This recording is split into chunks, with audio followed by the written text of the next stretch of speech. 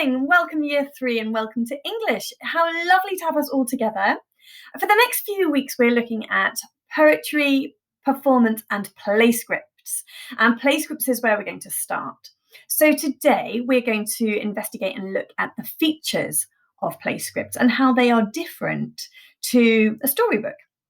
Now, I know in our reading scheme, many of you have chosen playscripts before, and we've had great fun reading some of the different parts. And obviously our assemblies that we put together, quite often your scripts, they take a different format, don't they? And they are laid out in a slightly different way than if you were just reading a piece of text, for example. So we're going to look today at the features of a playscript, and I've put a PowerPoint on Showbie that talks you through how you know that a piece of text is a playscript, and they do look very different.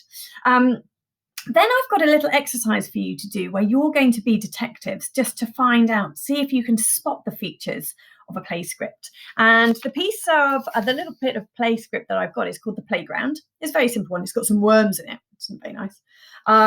So the PowerPoint has a famous little rabbit on the front from Alice in Wonderland, and it talks you through the different features that you can expect to find.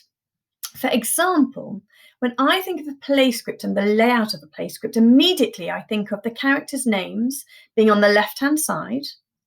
There are no speech marks. We have the character's name on the left and two dots. They're called a colon. And then the words that they are saying come a little bit over the side on the right-hand side. So it might say, Mrs. Crowson, ... And whatever I was going to say, so if I said, it's breakfast time, it would say, Mrs. Crowson, ...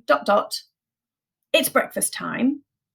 And then underneath that, it might have some stage directions in brackets. And it doesn't tell the story in the same kind of way. It often uses a narrator, lots of different characters. It explains at the beginning who the characters are in a list, and what props you're going to need, things like that. So look through the PowerPoint first. Then the activity on Showbie, you have a script here called The Playground. So here, like I said here, here's the character name, ... the colon, no speech marks, and here's some stage directions underneath. It's telling the actors what they need to do. Okay, and here, this is telling them how they're going to say their lines or what they're going to do before they say their lines. Okay, so that's this is the piece of paper that you need to print off because you're actually going to do the work on here. Now, what I'd like you to do is find the features on this piece of paper. So, for example, I would like you to be armed with a highlighter and a pencil, and I would like you to annotate. Now, my class, we've done quite a lot of annotating before, but Miss W's class, I don't know, maybe you have? I think you probably have, but we love annotating in my class. So I want you to come armed with a highlighter, and I want you to think of all the things that make this different to a piece of just normal writing. Okay, so you might put, oh, look, at the top, what's that? Does a normal story write out the characters at the top? Would you write, Freya, if you were writing a story, would you write, oh, in my story, I'm going to have the dog, the cat, a unicorn, Mrs. Crowson, and Freya? I don't know. Probably not. We wouldn't normally write out the cast. So you might highlight, cast, and then you'd just draw a little right across the top. Don't list out in a story. Something like that. Do you see? And it doesn't have to be in full sentences.